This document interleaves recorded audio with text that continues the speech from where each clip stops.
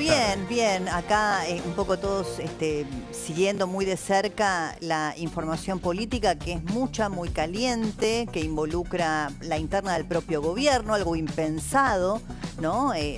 En un universo libertario que se mostraba siempre tan unívoco detrás de un objetivo central. Primero era tomar el poder, cosa que lograron hacer, dar la batalla cultural. Desde las redes eso tenía un rol muy relevante y ahora, bueno, aparece esta incipiente fractura, no sé cómo llamarlo, ¿no? En el triángulo de hierro, que ahora ya no es triángulo, que si Santiago Caputo será reemplazado en alguna de sus funciones por Guillermo Francos, o es simplemente una operación del propio gobierno para mandar algún mensaje. Complicado, ¿no? El panorama. Sí, yo creo que llegó a la cúspide lo que estaba en ciernes en los distintos anillos cercanos al presidente. Porque si vos mirás la construcción del presidente política, tuvo una primera deserción fuerte al comienzo de su gestión, cuando Emilio Campos no asume en el Banco Central, cuando no es Carlos Rodríguez el ministro de Economía, cuando Carlos Kikuchi, que fue el armador y el que, digamos, tejió la estructura con la cual Milei compitió a nivel nacional, dejó de tener presencia dentro de ese armado, cuando Marra no entra, cuando Caciellas sale. A todo eso después vinieron los que armaron el gobierno, aquel primogenio de diciembre del 2023, entre ellos Nicolás Pose, tal vez el hombre más importante, el jefe de gabinete, quien trabajó con Milei además durante décadas en Corporación América, correcto. Sí, sí. Con lo cual digo, yo creo que todo lo que empezó a acercarse a Milei ahora ya está al lado de Milei, porque es ese triángulo de hierro que él mismo definió que era algo de hierro. De hierro significa que no se rompe, que no se resquebraja, que no se quiebra. Sin embargo, eso es lo que se está... Sí, a ver, yo tengo, ¿no?, algunas dudas que no tienen respuesta en lo inmediato, o por ahí las dos cosas son posibles, ¿no? Si enojo evidente manifestado a través de las redes sociales, que es el universo donde se mueven muchos de estos personajes que tienen acceso a la Casa Rosada, no hablamos del anonimato del Twitter, hablamos de gente que viene de las redes, pero que luego terminó teniendo acceso directo a la Casa Rosada, al despacho de Santiago Caputo, incluso algunos con cargos en el gobierno, en el área de la comunicación. Si el enojo es por no haber ocupado lugares en las listas, que podría ser una alternativa, ¿no?, que suele pasar, heridos siempre quedan cuando se conforman listas en las distintas fuerzas políticas. Cierto. Salvo Nahuel Sotelo, que obtuvo el lugar número 5, ¿no?, en una de las listas, pero digamos el resto no obtuvo ninguna ubicación. O si no es que querían ellos efectivamente encabezar o tener algún lugar, sino que lo que cuestionan son los nombres que aparecieron, que están identificados con la casta, que tienen un pasado reciente, ¿no? Porque una cosa es que vos vayas cambiando de una fuerza política a la otra, y si hay cierta coherencia ideológica, uno lo puede comprender. Ahora, el caso de Morillo y tantos otros funcionarios que vienen del Estado, ¿no?, de ANSES, de PAMI, que hasta hace 5 minutos defendían las ideas del kirchnerismo. Entonces, ahí... sí, que como dijo Juliana Santillán ayer, creo, ¿no? Sí, dijo mejor. Yo dije, ¿cómo? ¿Por qué? Claro, dijo mejor, porque eso significa que no... Son más conversos todavía. O sea, hemos logrado una conversión, ¿entendés? O sea, hemos logrado una conversión todavía más potente que traer a alguien que tiene ideológicamente cercanía, que viene del PRO o venía de Juntos por el Cambio. Muy bien. Bueno. Vale la pena la risa, no importa. Sí, sí. Ahora, en cualquiera de los casos... yo creo efectivamente que estamos en un rediseño del sistema político, no hay duda, Milei abrevó allí. Ahora lo que ocurre es que estamos en un rediseño del gobierno, probablemente, que era lo que no teníamos contemplado, y tampoco tenemos contemplado lo suficiente si hay un rediseño dentro de ese rediseño del gobierno en términos de las prácticas y las formas del gobierno después de octubre.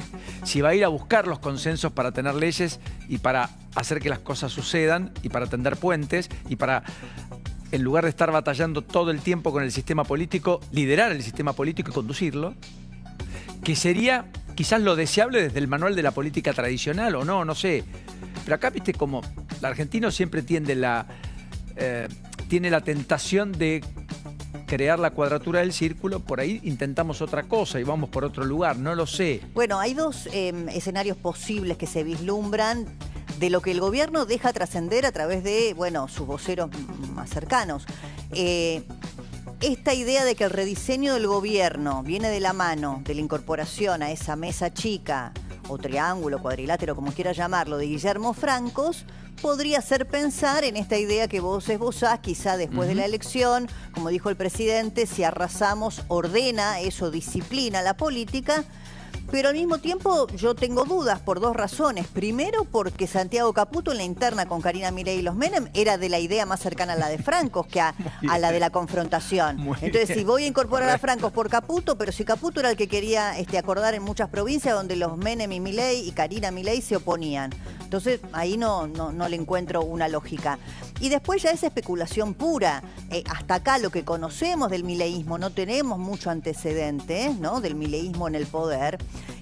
Normalmente acelera, ¿no?, cuando, y sobre todo si encuentra un espacio ganador electoralmente y competitivo, acelera en, bueno, la confrontación, la idea de ahora vendrán, pero por disciplina, no por consenso, porque el disciplinamiento viene con el poder de las urnas.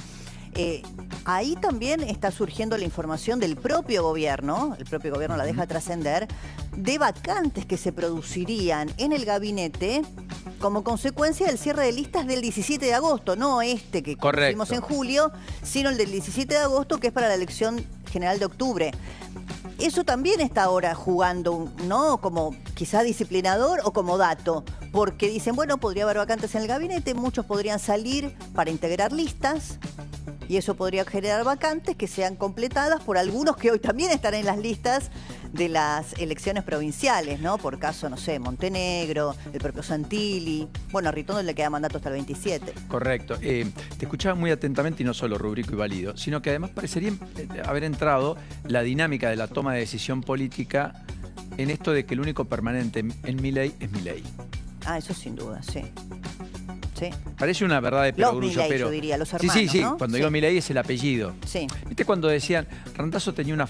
Creo que era Randazzo el que decía, mira, en el mundo kirchnerista la única flor que crece se llama Kirchner.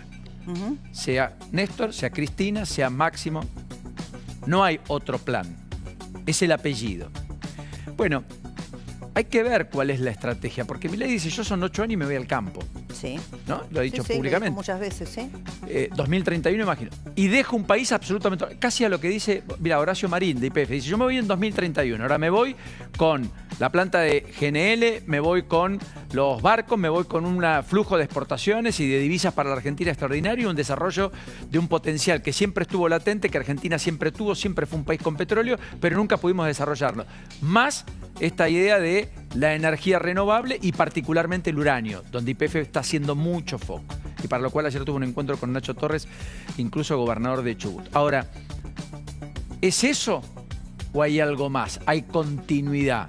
Bueno, la batalla cultural, la famosa batalla cultural que el gobierno libertario vino a dar, que tiene mucho que ver con la interna que se está dando en este momento con el mundo de las fuerzas del cielo, porque esa batalla cultural empieza ahí, empiezan las redes, empiezan esas reuniones que tenían en Bull Market, en las oficinas de Ramiro Marra, ¿no?, donde muchos de estos personajes que hoy forman parte de ese universo, algunos con cargos en el gobierno, otros con, estrellas del streaming, por decirlo así, empiezan a dar lo que Milei todavía insiste en dar, que es la batalla cultural, porque Milei, más allá de los cambios que quiere llevar adelante transformadores en la Argentina, en materia económica, el tema del equilibrio fiscal, que creo que incluso ha logrado consensos, te diría, hasta en gente que está ideológicamente en las antípodas de Milei, el tema del equilibrio fiscal. La batalla cultural para Milei es mucho más importante que esto, ¿no? Porque hay muchos otros temas en los que juega un rol súper relevante, ¿no? Cuando habla de los zurdos, sin más lejos lo que pasó el martes, ¿no? En el Derecha Fest. Entonces, en cuanto al legado, no sé, igual falta un montón, ¿no? Falta un montón, obvio. porque fíjate que 6 años más es una eternidad. No, por supuesto. Primero hay que transitar los próximos 2, ¿no? Totalmente. Pero más allá de eso, efectivamente hay un Milei descriptivo, que es el Milei economista. Por primera vez un economista votado con el voto popular como presidente para arreglar la economía e internalizado en los temas económicos. Donde él se siente, como dice aquel que lo ve, lo visita, que tiene encuentros con él, que es de lo que más le gusta hablar y casi lo único que habla. Que todo lo demás lo delega. Bueno, es efectivamente la urgencia y la emergencia más importante de Argentina en la economía, sí. No hay duda, porque no se puede planificar con la inflación de Argentina, sin la macroordenada, porque no se puede planificar sin tener interés, tasa de interés baja, sin tener créditos, eso digo, no se fluidiza la economía, reglas de juego.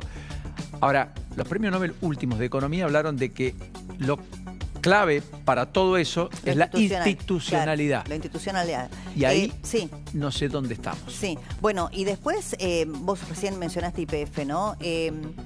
La otra gran pregunta, porque nosotros hablamos del universo de las fuerzas del cielo y quizá lo circunscribimos o para la gente puede parecer menor, ¿no? Si ahora desde las redes sociales, esas mismas que apoyaban a Milei, pueden surgir carpetazos, porque de hecho el audio de Morillo, nunca sé si lo pronuncio bien, Morrillo, este personaje que... ¿El de Tigre?